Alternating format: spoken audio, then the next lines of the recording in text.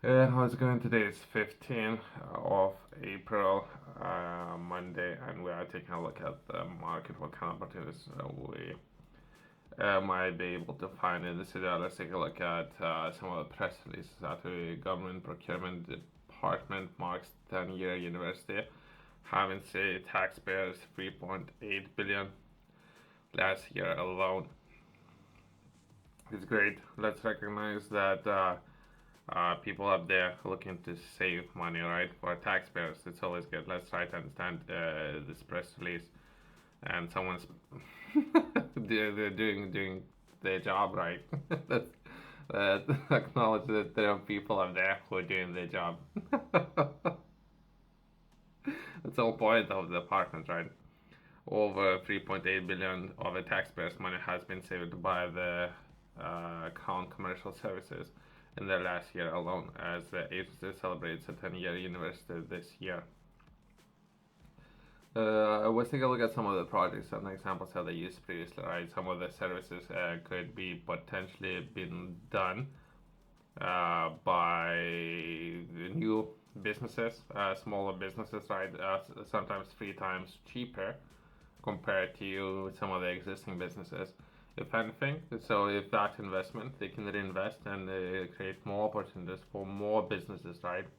And not necessarily just small businesses. So we can take a look at some examples where some of the businesses, something I was taking a look at free ports, and some of the businesses potentially going to be looking to sell a lot of products and services worldwide. So potentially not only how much money was saved, which is always good, how much money potentially could be earned in the long term with the next 10 years, right? So procurement could be potentially something could be done there. And we can take a look at massive companies, right? And some of the examples there as well. But first, let's take a look at how much money was saved.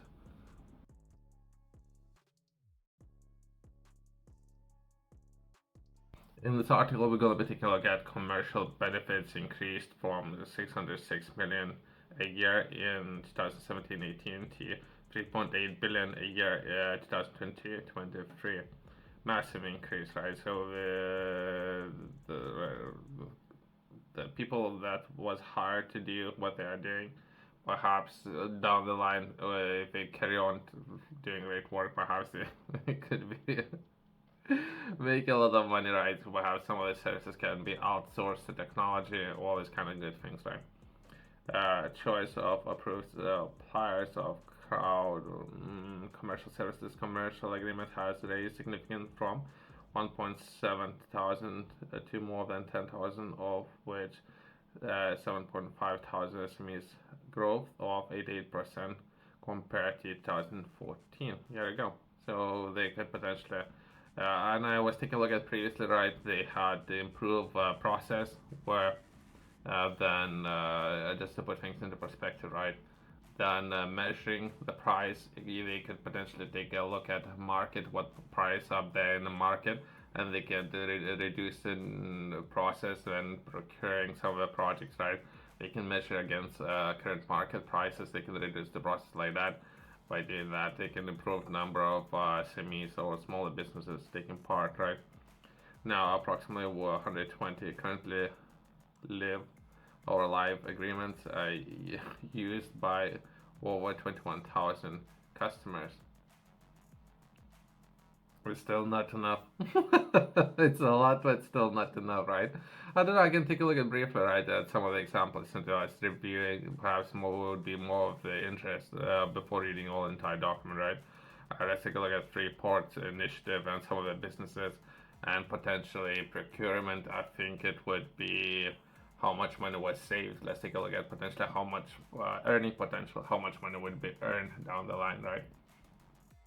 Quickly, right, well, let's take a look at maps of three ports. Some of these initiatives currently taking part, right? Originally was started by what I believe some of the people within China, and it's a very interesting initiative, right? And they're looking to implement some of these initiatives in the UK. If anything, let's take a look at the map. It's something I was taking a look at myself this morning, so I could potentially shed some light on earning potential, right, and the operation within some of those sites, right, that could potentially tie into today's video. as I mentioned previously, right? So there's gonna be in-person meeting with regards to three ports in Plymouth next week, 23rd, very early in the morning. So I was taking a look at the map, and as of now, where the sites are and what's been happening in the area, I don't think there's anything happening, by the way. But either way, that's my preconceptions, I guess. But I was taking a look at the map and what's happening, right? And process of for the business to apply to be classified as no operate within the three ports, all these kind of things, right? But we can come back to that later, right? But I was taking a look at procurement, right? So that would be within that areas, right? That would be potentially most active businesses. Just to take a look at one of those businesses, potentially this contract would be, I don't know, 5 billion worth of a contract. Just one business. This is how much money it can potentially generate. Perhaps even more than that, many times more than that. It just depends how well these businesses might be able to utilize entire resources that are being made available, right? So that's just one business alone. So I was trying to understand everything what's happening in the area. I was just taking a look at one example, right? But let's come back to procurement, right, and see people patting on their back about something that they're doing. Okay, let's come back to this article. That will be over 3.8 billion of taxpayers' money has been saved by Crown Commercial Services in the last year alone, as the agency celebrates a 10-year anniversary this year.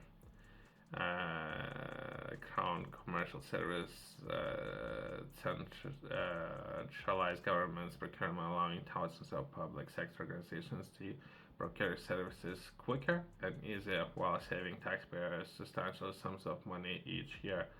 Over 21,000 public sector organizations are now supporting throughout the central system, including schools, hospitals, and prisons, all government institutions, right? And not just limited just to those. Saving money and or purchasing from food to IT and allowing them to invest in wider public sector each of the use every year. So if you have a products or services, so potentially that will be just a process how you can sell those products or services, either buy it or potentially sell it. I think it can work both ways. Over the last 10 years, 10,000 suppliers have been brought onto agreement, with over 7.5 thousand of them being SMEs, supporting SMEs to win contracts with the public sector and gain biggest slice of the 300 billion a year public procurement pie. Okay. So I guess I'm doing the advertisement, but I don't know.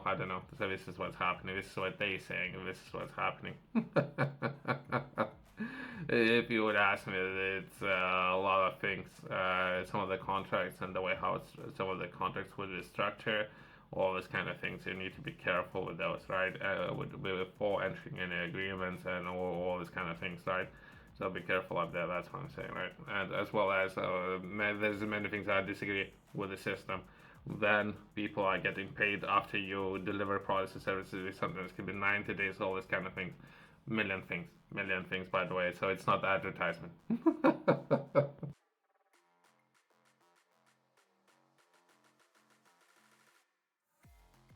Let's close this video.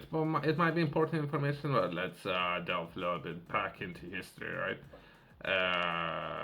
Crown Commercial Services, an exclusive agency of Cabinet Office, was established to replace the government's procurement services with the aim to centralizing central government's procurement spend and or helping the public sector to better extract value from the commercial and or procurement activity as a trading fund. Predecessor organization to Crown Commercial Services began in 1991. Interesting date, by the way. A lot of things were happening. Some of the walls were falling down this kind of year, but either way, it provides commercial agreement with the which give all public sector bodies a choice of better suppliers who offer the best value. I don't know. This is what they are saying, right? Because not necessarily what they are trying to do for to be centralized. This is what they're looking to achieve. It's not that it's necessarily it's happening really. This is what they're trying to achieve. This is what they're trying to. They're trying to uh, implement some standards. This is what they're trying to do, and or you for everyone to use this platform. Not necessarily everyone is using it. Not necessarily. so, so just projecting, right? So that's what's really happening with you either way. Leveraging the scale of public sector demand by using these agreements to source everything from your doctor and/or laptop to procure cars and electricity. Public sector customers can achieve commercial benefits such as reducing costs compared to market prices and better value in the contract terms and conditions. It should be better value, but not necessarily does. Just be careful with some of these contracts, right? Where you need to read all the contract agreements. It depends who is a purchasing organization, who is selling, where they're meeting, right? And what they're trying to do. What this procurement services are trying to do is making sure that everyone's happy, all these kind of things, right? But not necessarily that's the case, right, all the time. What do you do? It's called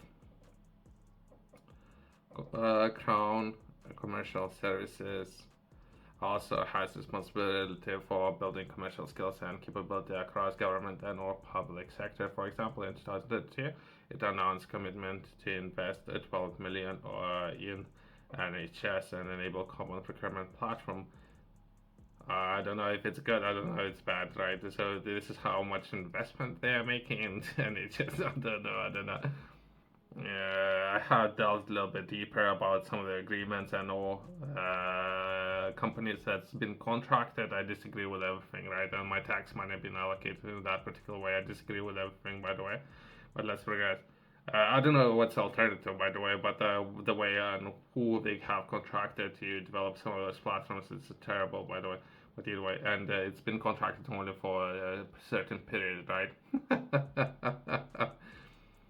Within the first year of the program, significant benefit and efficiencies has already been realized, with the further still expected as the platform is more widely roll out, right?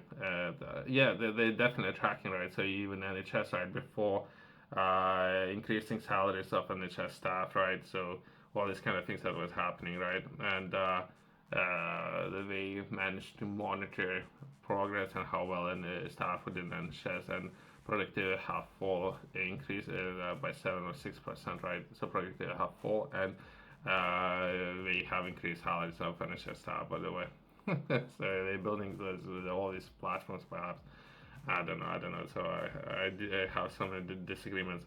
I don't know if it's worth the read, but that's everything what's happening currently, right? Thanks for watching. See you next one.